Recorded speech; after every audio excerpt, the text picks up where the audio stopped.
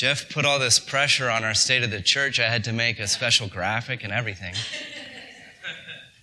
Make it official. We're rounding out my 6th year here in April at Open Door. And we've had we've had some really great, exciting moments along the way. We purchased a building, this one, in 2013. Lots of remodels, these sort of some different, really big, momentous things that have happened in our time here, in my time here. And 2016 was, for me, easily our best year that we've had. And it gives me a lot of hope and excitement going forward. So I just want to do a few things. I want to recount some of the things that happened in 2016 and just sort of reflect on how great a year that was. And then secondly, I want us to talk a little bit about what we're doing in 2017 and beyond, and what we may have missed, that comes out of who we are and what we're supposed to be doing that may not have happened in 2016 that we need to refocus on. So let's start with the good stuff, right? First of all, this is a big deal. This is actually a really big deal. We added a family to our regular attendance, not like they showed up, but to our regular attendance every 5.5 weeks last year. Not exactly somebody new showed up, but you get the point. We averaged a new family every 5.5 weeks last year, which for a group of 50 is a pretty big deal. And in the past, I'll say this, in the past we add a family and we're like, yeah. And the growth just continues, and it's been really exciting. And this is the fun part, because that continued into the late half of 2016. And the fun part is that I've started to see a cycle that we grow in the spring. People get excited about the new year, or I don't know, and they say, "Oh, I'm going to show up to church," or maybe it's Easter. I don't know what happens, but we've sort of traditionally, if you can call that in 5 years, traditionally grown in the spring, 1 or 2 families, and somebody moves away mid-year, and so there's a net gain, but not huge. But this year, our growth, because of you and your continued efforts to share who we are and what we're doing and excitement about the church, we've continued that into the later half of 2016, which has been awesome. It's not a small thing. I'll tell you a quick story. When I got here, we had, 20, pastors count 20 showing up on Sunday mornings.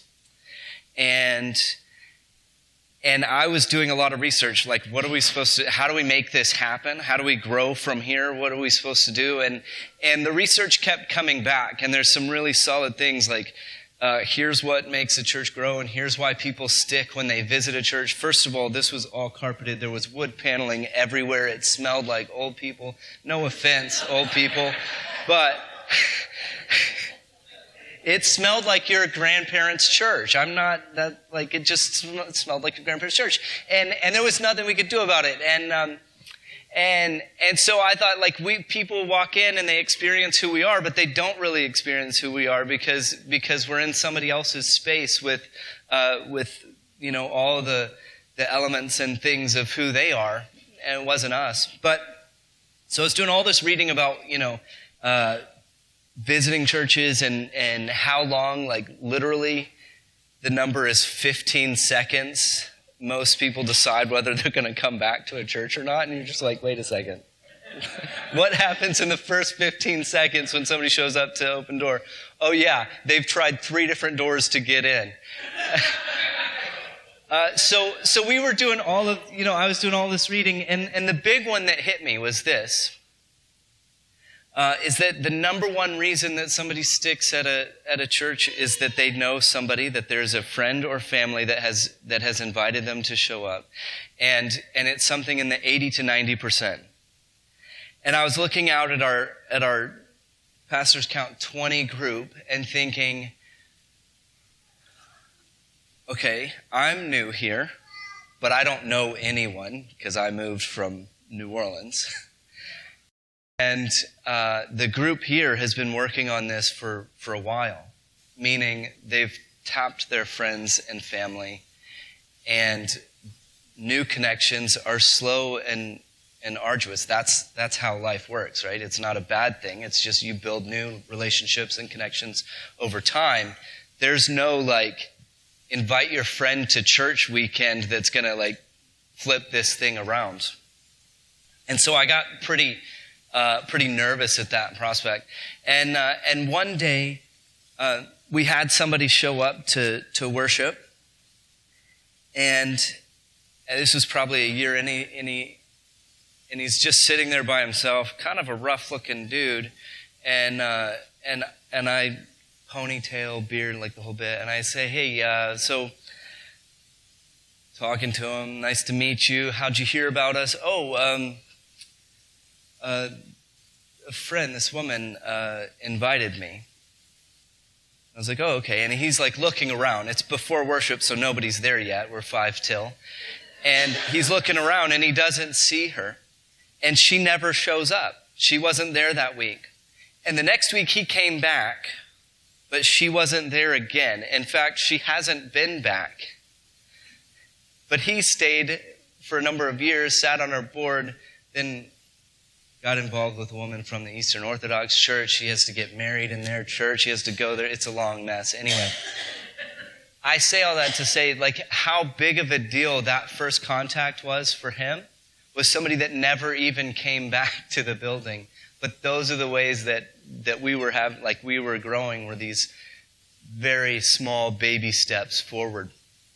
And to see the difference between that in 2012 to 2016, when the Hood Laundries show up, and then they bring more Hood Laundries, and then the next week they bring more Hood Laundries, and then friends of Hood Laundries, and friends of friends of friends of it. That's how we move forward, and it was really awesome to see some of that excitement and that growth and the connections. I think it was in November, Jeff invited you or asked you to invite people over for dinner, because that's how we build relationships and build connections. And that has to continue because we build those relationships. That's what we're here for. You can't, we put food out so that you stick around, but you can't really get to know people in the 10 minutes that we have after worship to be able to support them in their faith, which is what we're trying to do, to be able to support them in their life, in the directions, and to be able to have those supports in your own life and what we're doing. So that has to continue into 2017 and beyond. We have to be that. Our website is kind of a weird name, opendoorfamily.ca. But if we're going to be that family, those are the things that have to continue for us to actually be able to sit down at Christmas dinner and fight over Republicans and Democrats and Trudeau and refugees and so a family every 5.5 weeks in 2016, and that's truly exciting. The other thing that was a lot of fun is that we had an outreach event. Such a churchy word. We had a community event that we publicized outside of our doors, that we were looking to invite people in to help neighbors connect with neighbors and fun, interesting things, more than every 4 weeks. Now, there's only, most Sundays, about 75 of us present, and we had a publicized event to build our community more often than every 4 weeks. It's a pretty big deal. And what's great, even better about that, is that those aren't all pastor-led. You say, hey, we want to do this. I'd like to see if we could do this for this kind of community, or if we could make this happen. We had thousands and thousands of people come through our doors for things that we didn't plan, things that we did plan and things that never would have brought somebody else in through church doors. We're building a reputation in our community as being different because of those events and because of those ways that we care for our community that don't look that normal. I didn't notice anyone else publishing Grinch photos in December. Now, maybe you heard about that, but I didn't. We had, what was the final number? Like 1,200 people say that they were coming or interested. Thank goodness that didn't happen. We had close to 800, somewhere between 800 and 1,000 people walk through for that single event because we wanted to do something fun for people for Christmas. It's pretty cool. That's a pretty big deal. All of those things happen because you guys want to see that and are willing to help and get involved and make that happen. This would be a good time for me to pitch more volunteer involvement. We need lots, because we do lots, because we have fun, because we care about our community. We need lots of involvement and engagement. And in terms of, again, 75, maybe, you start counting in, 100 people making those kinds of things happen. It's a lot of work, and it requires a lot of involvement. The typical ratio that churches often talk about is 10% of the people doing 90% of the work. And we simply can't afford that kind of ratio here. And I try to do this maybe every 6 or 8 weeks. I try to write down like what kind of volunteer hours we're looking at, because I know it's impressive, but I just don't know what the numbers are. But it's a big number, the amount of volunteer hours you guys are putting in, and it is what makes this church run. In the midst of all of that, this is great. In the midst of all of that, we spent about half our year trying to figure out how to get somebody to help us with our children and our youth. We put a lot of time into figuring out what are we looking for, what can we afford, what's the reality, what do we need, and what's going to help us grow. And at the end of the day, we threw all of that out because Jeff's resume came across, and we said, wait a second, this could be bigger and better than we had thought in terms of what this position could do. And so the board sat down and we started looking at, well, what if we kind of went all out? Okay, we had 20 hours slated for that position, and we said, well, what if we did something drastic? And you want to know about the values of ODC? What if we did something drastic that would really help us grow and change the impact that we can make in our community? What if we could hire Jeff at full time? And so the board started having that conversation, and we're like, yeah, that would be a game changer. Not just like help us with the kids, but truly a game changer. And it has been. And so we slashed like every budget we could find. We sat down line by line.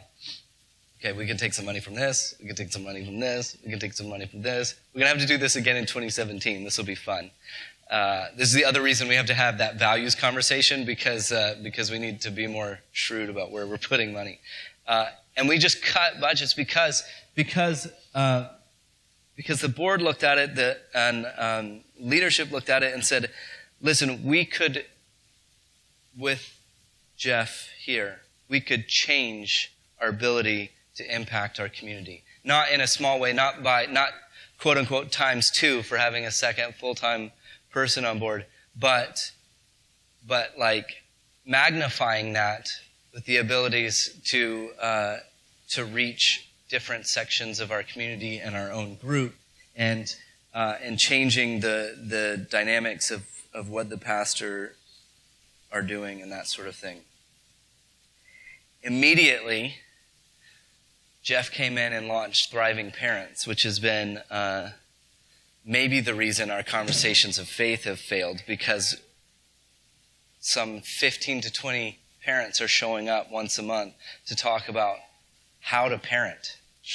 And it's not like I don't want to be crude here, it's not like a God talk, read the Bible, like whatever. It's like practical, here's where I'm struggling, here's how I got through this, here's how this happened, and it has changed the way our parents think about parenting, I think.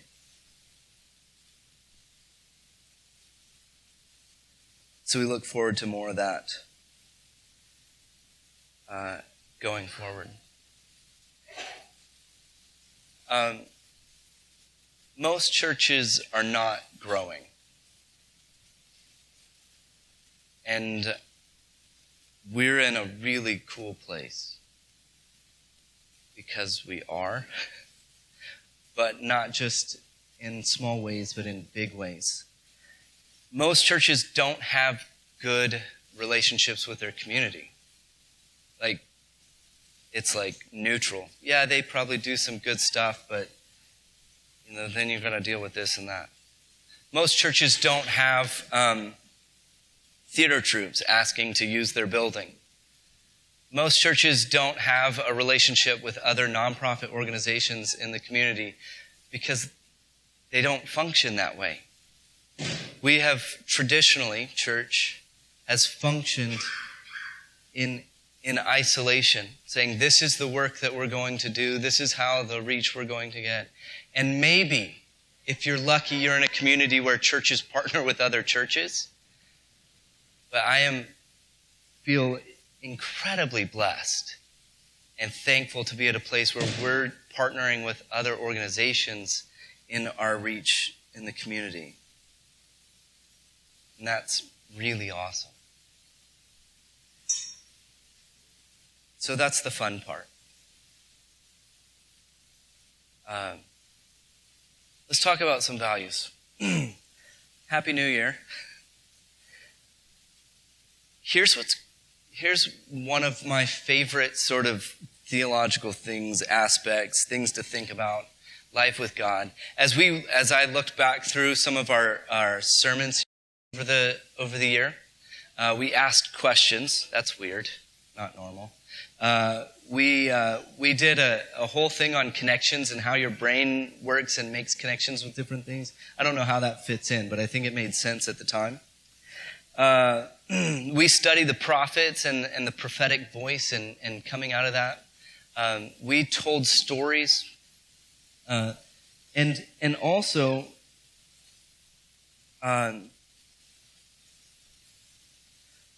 one of those things that comes up in those process is in what are we doing theologically? Who is God? One of those things that for me continues to come back.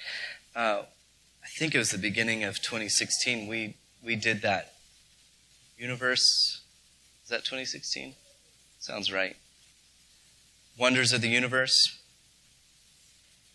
And there was one on renewal and the stars and everything coming forth from a dying star and how just awesome that concept is. But here's what's beautiful about that as we look into the new life of 2017 is that this is one of the major thrusts of God's story. It's not just a pretty thing that there's a new year or nice that we start fresh. I don't know what that really means. But the reality is that God works in a process of renewal. Seasons are a process of renewal. The way star systems come and go is a process of renewal because with each death comes forth new life. And even in the story of Israel, things pass away that give forth new life. And in the story of Jesus, it is not just it is not just conquered victory. It is a moment of death that shines new light and brings new life. This is the story of God, is renewal. I don't have a tattoo, but I keep thinking about it because I think about this season and I think, well, you have green trees here. I grew up with brown trees. They're all brown. The grass is brown, the trees are brown, everything's dead. Most seasons, but particularly in this season. But in this season, we look out and we see trees that have seemingly no life. But what comes forth from that is this beautiful buds and greenery and things that happens every year. Every year, trees just die and disappear and then come forth with new life. That is God's story. Oh, my tattoo. I want a dead tree. That's what I would do anyway. Because of that nature, because of what's happening, because of what's coming forward. And I think about this church and how we've been here the last 5 years and before that, and some of you know and some of you don't, that the seed money for Open Door came from the death of another church. And the things we're doing and the people we're connecting with and the life that this church have is new and fresh and it's God's story. It's part of who God is, to see things pass away and new life come out of that.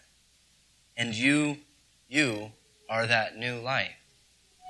I think that's pretty cool. It's beautiful.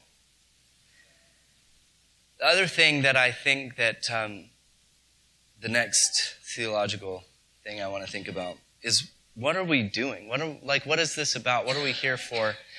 And one of our values at ODC is caring for people.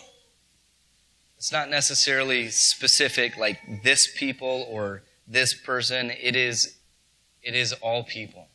As we explore God's love, the idea is how does God's love work its way into our lives and into our actions and into our places? And as nice as a Thursday night Bible study is, we believe that action should come out of that process. Wherever we land on our faith, wherever we're at, whether we're in doubt or whether we're struggling with pain and suffering of life, or the rawness of new beginnings, or whether we are steady for the last 20 years in knowing who we are and who God is, wherever that is in that moment, what should come out of that faith or the questioning of faith or the searching for faith is action and love toward God's people. And I think this is that moment in this address that we say we missed a mark here in 2016.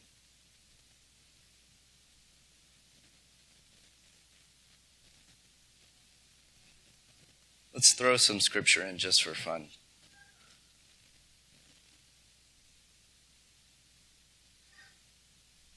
You'll know this all very well.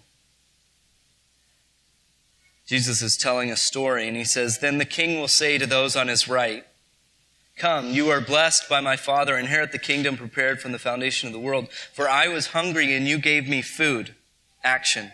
"I was thirsty, and you gave me something to drink." Action. "I was a stranger, and you welcomed me." Action. "I was naked, and you gave me clothing." Action. "I was sick, and you took care of me." Action. "I was in prison, and you visited me." Action. And they will ask him, "Lord, when did we do that?" And his response is, "Whatever you have done for the least of these, you have done for me." Whatever you have done for somebody struggling, you have done for me. See my face on those you come across. And in 2016, though it is at our core of who we are and what we are called to do, I think we missed this step. Don't get me wrong, we did a lot of cool things and a lot of great action happened caring for our community in other ways. I think it's great that we have Grinch photos and neighbors meet neighbors and people connect and people came from all over to be there for that. And that was fun and good. But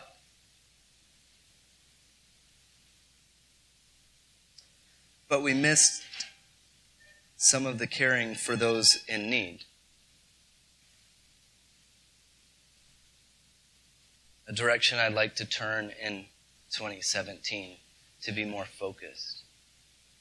It's something that many of you, as you've come in and got on board with Open Door, have said you like about us. And I think we dropped the ball in 2016.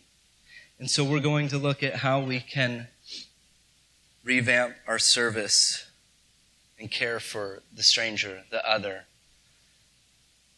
those in need. We've tried a few different things along the years. Maybe we'll try again. Or maybe you tell me how we solve that problem. Earlier we said, go have dinner with people. There's two big things that happen when we break down barriers. If you study reconciliation or race relations or interfaith work, some things pop up in the process of how do we get past sort of the things that keep us from connecting. A big one is sports. Strong side, weak side, strong side. Like we just connect and we have this common bond. The other one, and this is weird, but serving with someone builds relationship.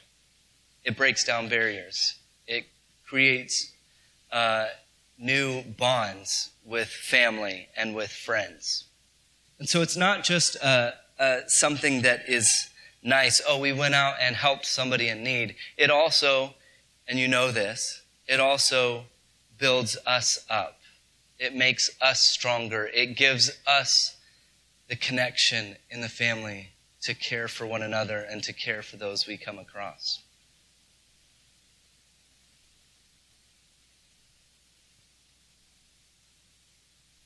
Lord, when was it that we saw you hungry, gave you food, or thirsty and gave you something to drink? And when was it that we saw you a stranger and welcomed you, or naked and gave you clothing? And when was it that we saw you sick or in prison and visited you? Just as you did, truly I tell you, just as you did for one of the least of these who are members of my family, you did for me. You see, it's not good people that are having a hard time. It's not bad people that are having a good time, hard time. It is everyone that is a part of God's family. Whatever you have done for one of the least of these that are part of my family, you have done for me.